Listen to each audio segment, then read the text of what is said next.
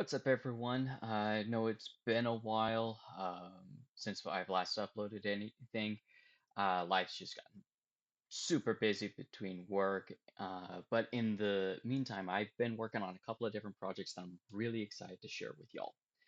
One of which, as you might have seen from my last video, where it was looking at dismantling arguments for God, where the idea behind it was to take an argument for God, showcase it and what it was intended for, and then show why it still falls. And as I was going through and looking at a lot of the different arguments that are often attributed as weak or bad arguments for God, I came to realize something interesting that a lot of them have been removed from the context that they were originally put in, and now are weaker and are really being done a disservice. So this is less of dismantling an argument for God or proving God or any of those things. This is going to be more along the lines of like rescuing and putting back in place where those arguments were originally created to be and what they were originally intended to accomplish. And one of the worst victims of this phenomenon is Pascal's wager. Now, for those who don't know, Blaise Pascal is a Catholic mathematician and physicist, and there was a book published under his name where it was an apologetics work, and in that work, one can find this wager for the existence of God. Now, a couple of background information that you'll need to understand in order for this argument to make sense is Pascal belonged to a particular movement within the Catholic Church that is now declared to be a heretical movement called Jansenism. Effectively, Jansenism was of the opinion that it didn't matter what you did. You were always undeserving of God's graces. In fact, you should avoid the sacraments as much as possible and only receive it in extremely rare situations. Now, the church has declared this idea to not be true and not be in line with what the uh, leaders and apostles have laid down for uh, the Catholic faith, the teachings of the church. But that is still important to understand for this wager. Amongst that, Pascal was in despair. In fact, in one of his points, he wrote that he still didn't know if on the other side he'd be accepted by God.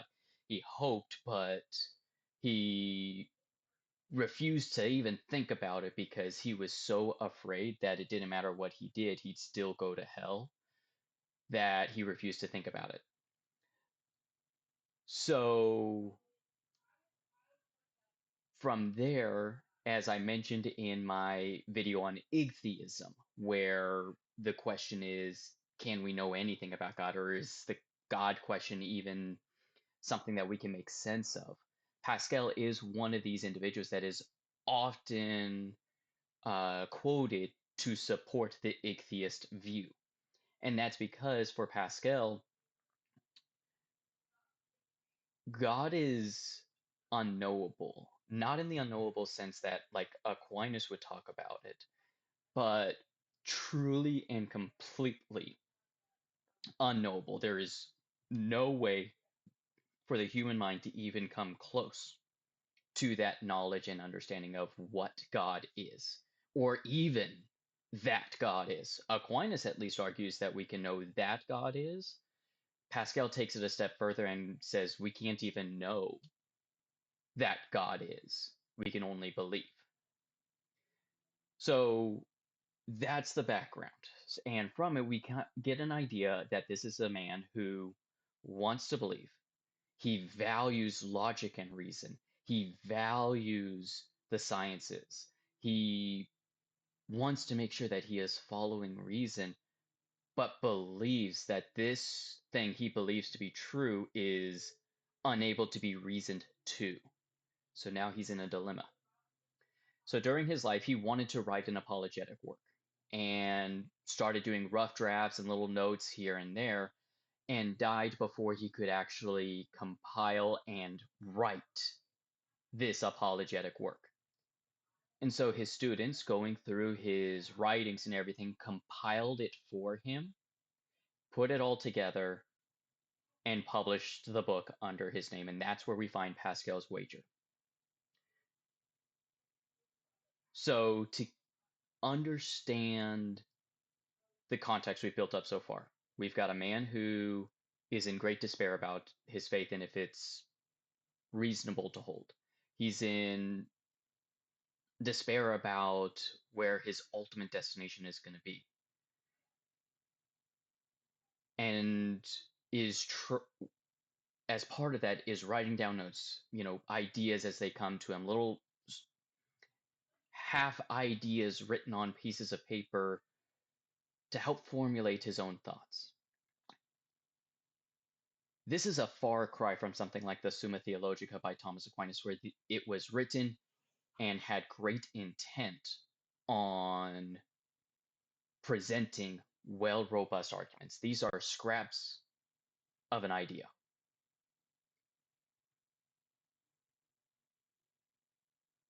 So with that in mind, let's actually look at the wager. Pascal's wager puts forth that there are four possibilities. Either there isn't a God, or there is a God. And either you believe in this God, or you don't believe in this God. So what happens if you don't believe and there is no God? Nothing. No risk, no reward. You're good. There's no downside and there's no upside. But if there is a God and you don't believe, then you're eternally damned to hell. So there's no reward, but all the risk.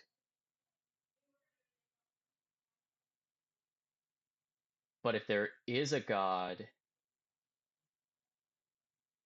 and you believe,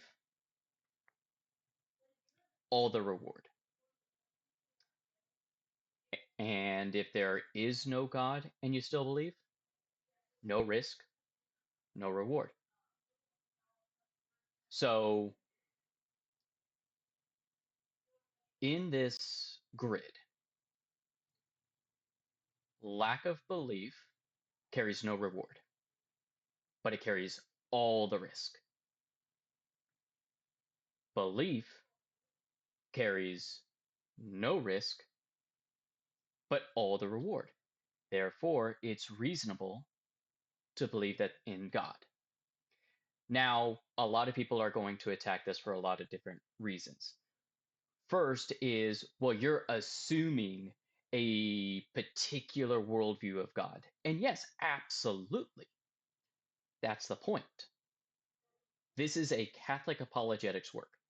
Now, a lot of people, and this has a lot to do with the way that modern apologetics has presented itself, and is part of the reason why I am making this channel and doing these videos, is because I am hoping to rescue apologetics from what it has become. And you can get a lot more information on my very first appearance with Kevin on his channel on what apologetics is and isn't. But to summarize, apologetics is not meant to be a spear to attack and convert another person. It is meant as a way to talk to individuals that are already Catholic and questioning if their faith is reasonable, as well as being a shield of defense.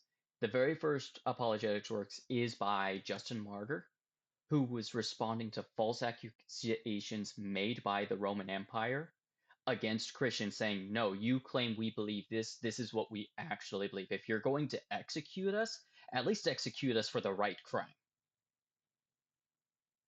So apologetics has never been, or should have never been, about going to a non believer and forcing them to believe. So, of course, the wager is not meant to convince a non believer and is assuming a very particular God. Pascal is not asking the question, is it reasonable to conclude that a God exists? Because he believes that's an impossible task.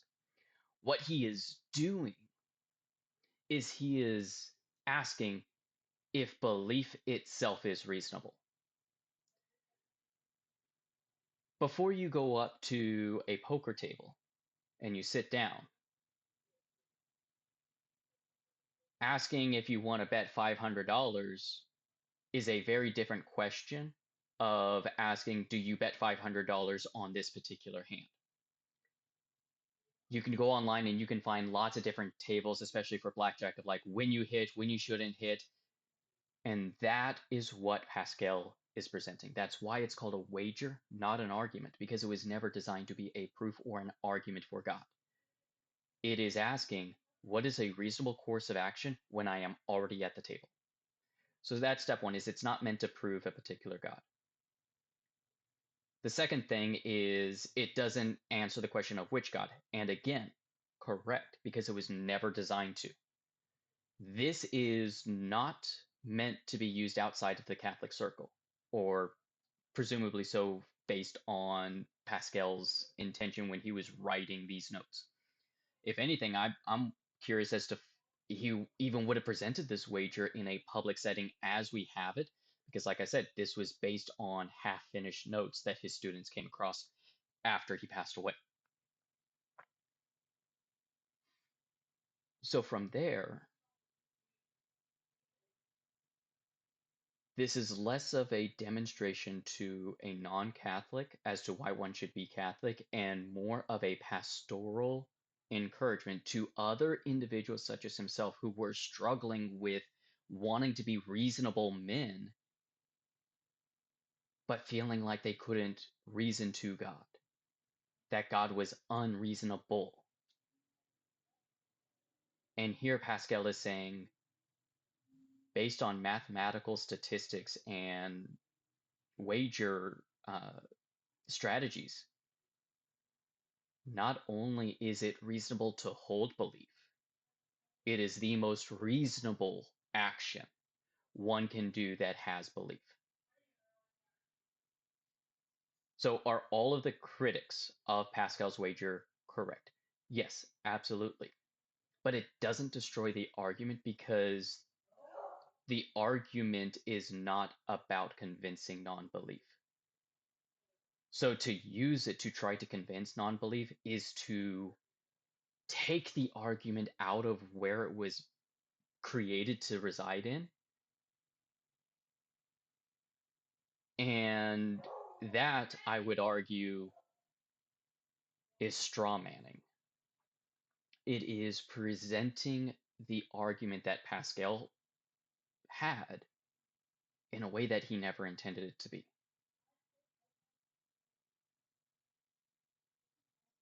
Now, would I ever use this wager myself? No, because I believe that one can reason that a God exists, as I concluded in my atheist video, as Aquinas himself concludes that we can know that a God exists even if his essence is unknown to us. I even touch on this on my video for Anselm's ontological argument, where that was the very point that Aquinas pointed out, is that God is not self-evident to us, but we can know that he exists. So in summary, what is going on here with the wager? The wager is merely a tool that a man in the depths of despair wrote down in order to help bring him comfort that what he was doing wasn't unreasonable, even if he had no reason for his conclusion. Now, this sounds very alien to a lot of skeptics and non-believers nowadays, and very well it should.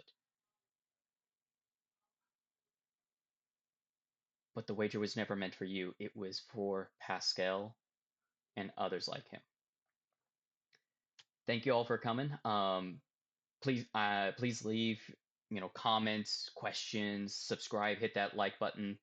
Um, I'm trying something different where I'm not using a script to hopefully make this sound a little bit more natural and more engaging. Let me know what you all think. And yeah, if I need to make myself clearer on a particular point, feel free to let me know and I'll be sure to respond to it in the comment section. Thank you and God bless.